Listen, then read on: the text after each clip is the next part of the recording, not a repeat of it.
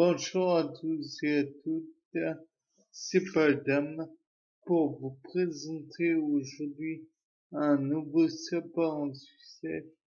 Et aujourd'hui, je voudrais vous présenter encore un sujet nouveau, à savoir l'empathie des animaux. Donc, pour ma part, je vois que beaucoup d'animaux sont empathiques avec l'être humain. Il y a naturellement des thérapies que que je vois avec les professionnels qui sont autour de moi, qui marchent d'abord sur le lien entre l'animal et l'individu humain. De prime abord, je voudrais dire que oui, je n'ai pas beaucoup d'autres choses à dire, mais si en fait il y a d'autres petites remarques que j'aimerais émettre, à savoir que déjà dans un premier temps, il n'y a pas d'autres individus que des mammifères. Après, il existe toujours certains individus, encore une fois, qui seraient d'autres origines, je ne sais pas lesquelles, mais j'entends souvent parler des chiens d'Apple, des chevaux, grâce à un des docteurs qui suit mon cas, et je le remercie déjà, et je trouve sa façon de travailler assez bluffante. Mais là n'est pas la question. De plus, je pense qu'il existe une certaine forme de lien aussi qui pourrait se produire entre les lapins ou autres mystérités et puis les êtres humains.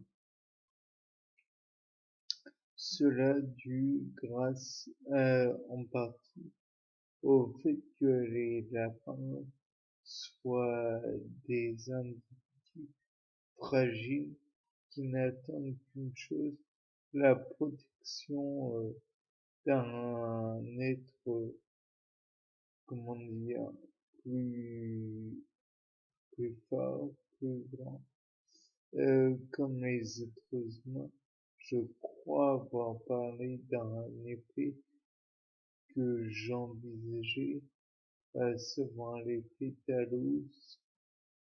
C'est vraiment une hypothèse, mais bon, voilà, toujours est-il que c'était petits animaux craintifs, mignons, et qui cherchent la sympathie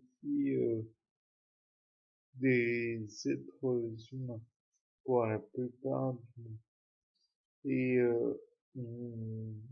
donc là, c'est des petits êtres cherchant des êtres plus grands, enfin la protection d'êtres plus grands. Donc voilà.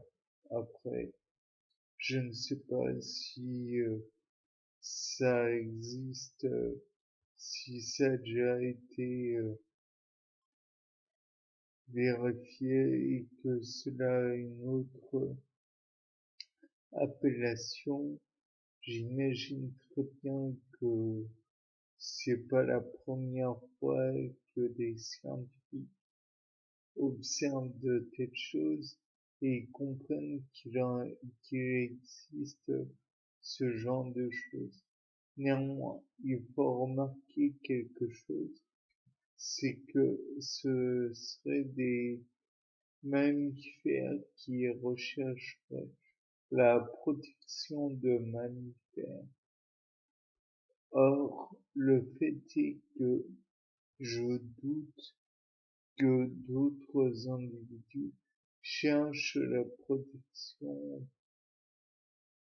quand bien même peut-être qu'il y a eu... Non, je ne crois pas en fait. Ces histoires-là ne sont pas avérées. C'est... Enfin bref, peu importe. Je dis pas. Vague. Il est tout à fait possible qu'il qu'il y ait naturellement d'autres liens qui se passent. Par exemple, un petit chien et un être humain ou d'autres animaux qui sont des mammifères. Et puis, rappelons aussi quelque chose qui, je pense, ne vous a pas échappé. Dans mammifère, il y a l'idée de mamelle. Donc, ce qui fait que quand on est petit, on cherche le contact de la mère, donc un contact physique. Donc, peut-être que là aussi, le mammifère cherche le contact physique quand il est suffisamment rassuré pour justement accroître son assurance, peut-être acquérir un peu de plaisir auprès de l'individu.